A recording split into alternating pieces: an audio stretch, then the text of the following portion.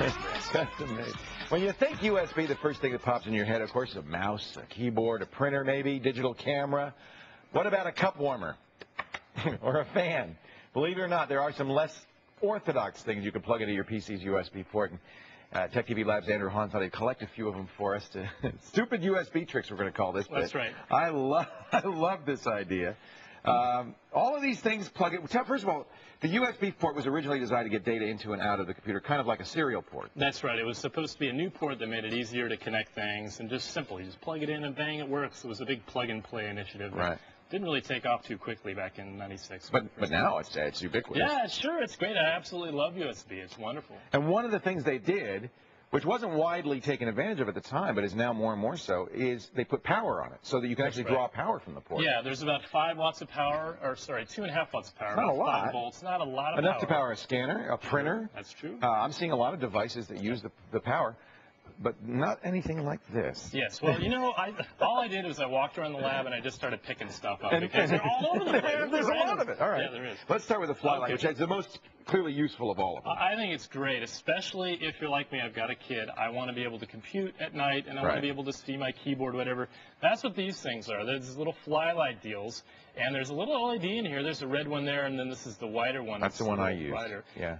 And they're awesome. I carry it with me everywhere. Yeah, you can bend them up. They're this real bendy sort of thing here. You can point them in anything The you idea want. is that you can, of course, always see the screen in the dark, but you can't see the keyboard in the dark. That's right. What I usually do is I just kind of bend it over the back of my notebook and point it down to my keyboard so I can see what I'm doing. And I can vouch for them. They never. I haven't woken up my wife once with the light. The key clicking kind of bothers her. Annoys people.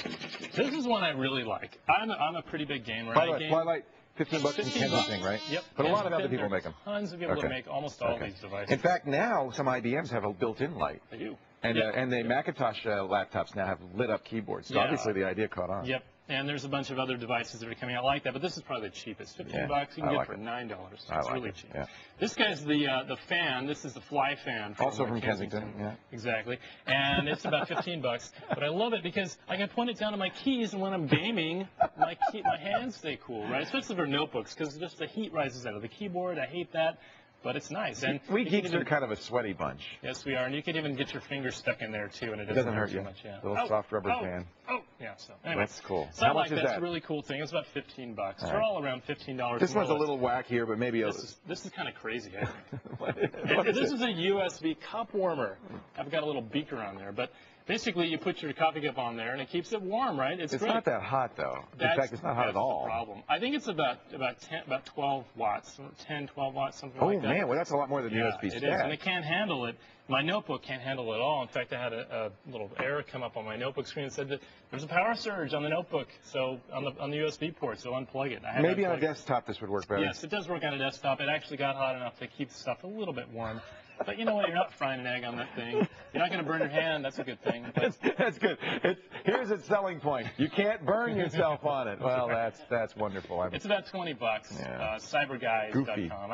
It's a great, it's a cool idea. It does raise one issue. Am I draining my battery if I use these devices? You absolutely are draining your battery when you use them.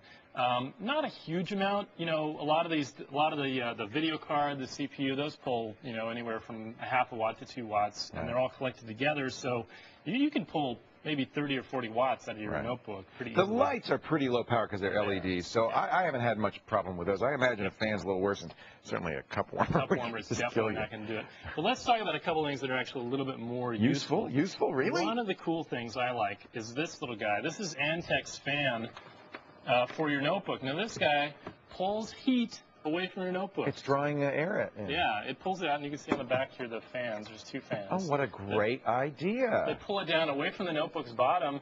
And, this notebook isn't super powerful, but the other notebooks we've had in the lab, like some Voodoo PCs, they get hot. And your notebook gaming experience is not going to be as good if you have a hot notebook. This is a great idea. It also places the laptop a little higher. Yep.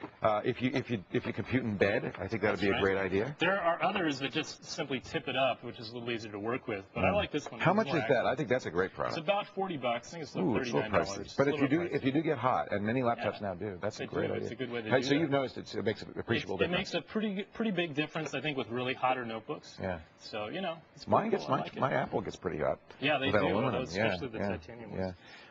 But one of the things I use probably the most is this guy here. When I first saw USB phone chargers, I freaked out. I was running around like, oh my God, I found the thing that I So you plug this into the phone and it'll charge it? It charges your phone, yeah. Oh, I'll be darned. You know, I hate when I travel. I have all these, AC adapters, these big, huge plugs, and I got to walk around with them.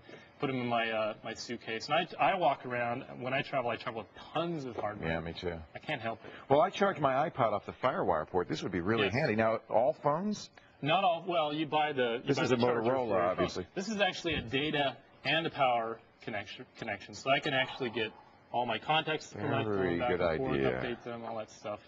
And it also charges the same. So you'd have to check to see if there were a model for your particular model. That's right. Usually the USB phone chargers for the phones are about $10 or $15. Oh, that's not bad. This one particularly was $30 because it has the data as well. Yeah. What a great idea. But it's a great idea. I really like them. I think they're really, really useful. And there's some other ones that I really enjoy too that are the retractable ones. I can't remember the zip links. Yeah, those are wonderful. I have a bunch of zip links. You can just throw them in your bag.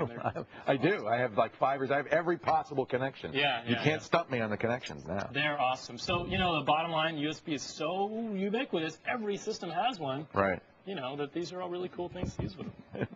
You can keep your beakers warm.